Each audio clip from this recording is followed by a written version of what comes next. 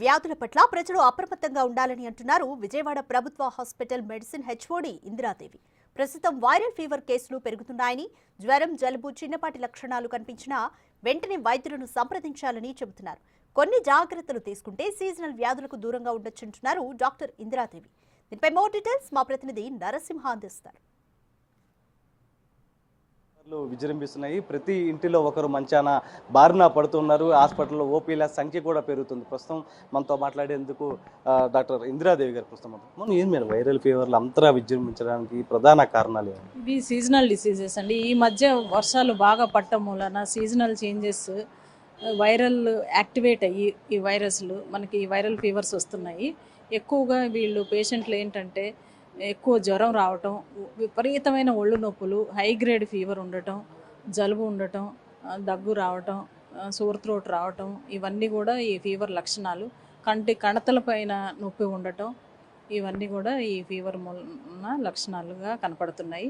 ఇవి మనకి ఓపీలో మనకి పేషెంట్స్ రోజుకి ఒక 20 నుంచి 30 మంది పేషెంట్స్ ఓపీకి వస్తున్నారు.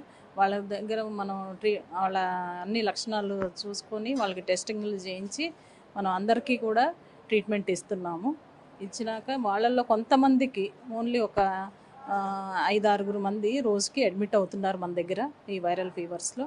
వాళ్ళకి మనకి ఈ హాస్పిటల్లో అన్ని రకాల మందులు కూడా అవైలబుల్ ఉన్నాయి, టెస్టులు కూడా అవైలబుల్ ఉన్నాయి.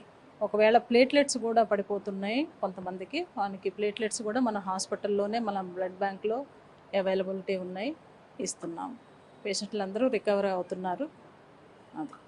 అంటే కొన్ని ఏరియాల్లో ఏదైతే చికెన్ గున్యా, టైఫాయిడ్ కూడా వస్తూ ఉన్నాయి.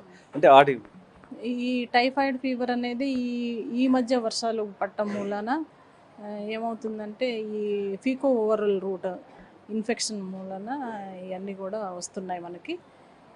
పేషెంట్లు ఎక్కువగా హై గ్రేడ్ ఫీవర్ ఉండటం, వారం అయినా కానీ తగ్గకపోవటం, అప్పుడు మనం వైడాల్ టెస్ట్ అనే టెస్ట్ చేస్తాం. దీనికి చేస్తే అది పాజిటివ్ ఉంటే దాన్ని మనం ఎంట్రిక్ ఫీవర్ అని అంటాం, దీన్ని టైఫాయిడ్ ఫీవర్ అని. దానికి సంబంధించిన ట్రీట్మెంట్ అంతా మన దగ్గర అవైలబిలిటీ ఉంది, పేషెంట్లకు ఇస్తున్నాం.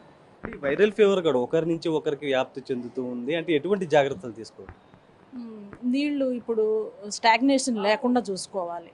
దీన్ని స్టాగ్నేషన్ చేసుకోకుండా ఉంటే ఏమంటే ఈ దోమల లార్వాలు ఇవి ఉండటం పెరగటం మూలాన ఈ ఫీవర్స్ అన్నీ ఎక్కువగా వస్తున్నాయి మనకి.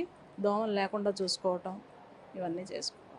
అంటే మొత్తం మా ప్రభుత్వ ఆసుపత్రి అంటేనే దాదాపు చాలా మంది వస్తూ ఉంటారు. అటు కృష్ణా జిల్లా నుంచి, మన ఎన్టీఆర్ జిల్లా చుట్టుపక్కల నుంచి కూడా వస్తూ ఉంటారు. అంటే ఓపీల సంఖ్య ఈ ప్రస్తుతం ఏ విధంగా? ఓపీ ఫీవర్ కేసులే కొన్ని ఎక్కువగా నమోదు అవుతున్నాయి. ఒక ఓపీలో రోజుకి ఒక 20 నుంచి 30 వరకు ఉంటున్నాయి.